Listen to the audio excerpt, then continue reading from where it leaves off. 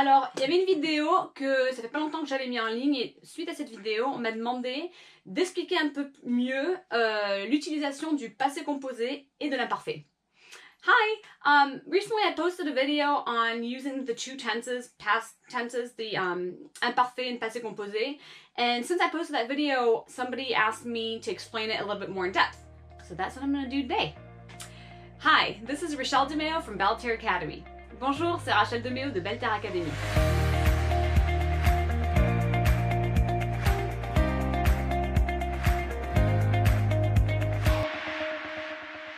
Donc en français, nous avons plusieurs temps au passé, mais notamment le passé composé et l'imparfait. So in the French language, we have many past tenses, but the two that we use the most frequently are passé composé and imparfait. And it's hard, especially for English speakers, to identify when you would use each one. So I want to explain how you can kind of know which one you should use. Donc en expliquant un petit peu l'utilisation du passé composé et de l'imparfait, il faut savoir que c'est vraiment des temps qu'on utilise fréquemment. D'ailleurs, ça fait partie des deux temps les plus utilisés de la langue française. So talking about past tenses, these are two tenses that are most frequently used in the French language. J'ai une autre vidéo qui détaille bien les 5 temps les plus utilisés en français, mais ces deux en font partie. So I have another video that explains the 5 most used tenses in the French language, but and I can link it up, but 2 of them are these two tenses. Donc passé composé et imparfait. Donc le passé composé, c'est un peu plus en conversation déjà, alors que l'imparfait c'est un peu plus formel. So passé composé is a little bit more in oral conversation.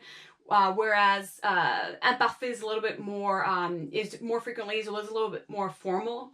Le passé composé est souvent remplacé par le passé simple à l'écrit. So passé composé is often, we use what we call passé simple, simple past, in writing. Mais c'est uniquement dans des romans, des machins à l'écrit, et ça dépend vraiment du contexte. But passé simple is only really used with, in writing, with like novels and so forth in a certain context.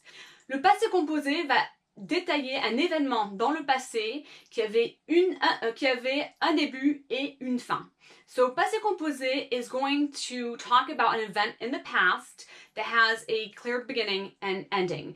Donc on utilise le passé composé pour parler de quelque chose qui est arrivé à un moment précis.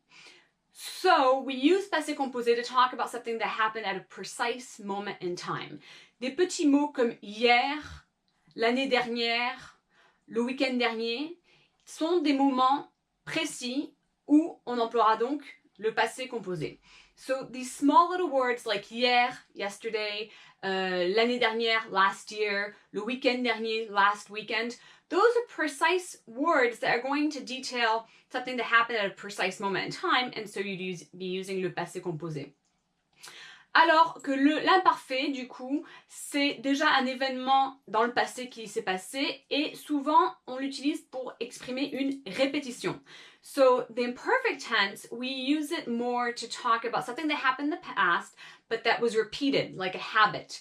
Par exemple, si je dis quand j'étais enfant, chaque année nous allions en Italie. Okay, so such as if I said, oh, as a child, every year we would go to Italy, then I'd be using imparfait. Donc cette répétition dans le passé, ces habitudes vont nous pousser à choisir l'imparfait. So these habits in the past, this repetition in the past is going to kind of push us to use imparfait. L'imparfait peut aussi être utilisé pour parler d'émotions, j'étais en colère, ou de sentiments, ok? J'étais heureuse. So imparfait can also be used to talk about feelings or emotion, like being happy or sad or hungry and so forth.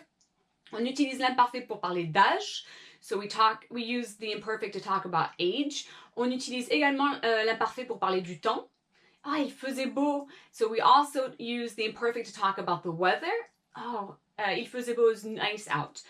Donc l'imparfait, on l'utilise vraiment pour parler de répétition ou d'habitude dans le passé, pour parler d'âge, sentiments ou émotions et pour parler de temps. So we really use the imperfect tense to talk about any kind of habit or something that was repeated in the past, a past action that was repeated. to talk about feelings and emotions, age and weather. Donc c'est généralement là qu'on choisira d'utiliser l'imparfait. That's when we would choose to use the imperfect. Quand on a le passé composé et l'imparfait, on va en parler vite fait. So let's talk quickly about when we have both tenses, these past tenses together in a sentence, like passé composé and imparfait.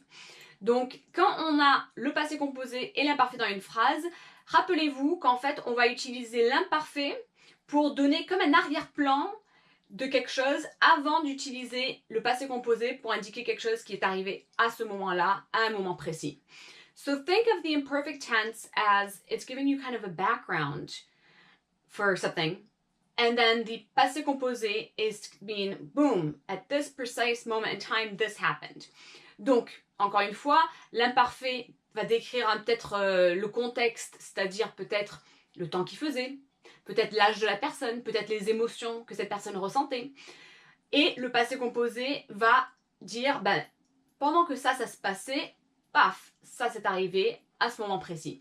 So the imperfect is kind of giving you that layout, that background, a certain context. It could be detailing the weather or a person's age or a person's emotions. And then the passé composé is saying, boom, and while this was going on, this happened. Donc un exemple, par exemple, je vais dire, ce matin, je conduisais quand j'ai vu un accident de voiture. Bon. So it could be something like this morning I was driving when I saw a car accident. Donc, quand on utilise le passé composé et l'imparfait, vous avez peut-être déjà remarqué qu'on va utiliser le mot quand ou le mot lorsque. So when we're using the past tense, passé composé, and imparfait, those two past tenses together, what you'll notice is that we have, to connect them together, we use either the word quand ou lorsque, which means when.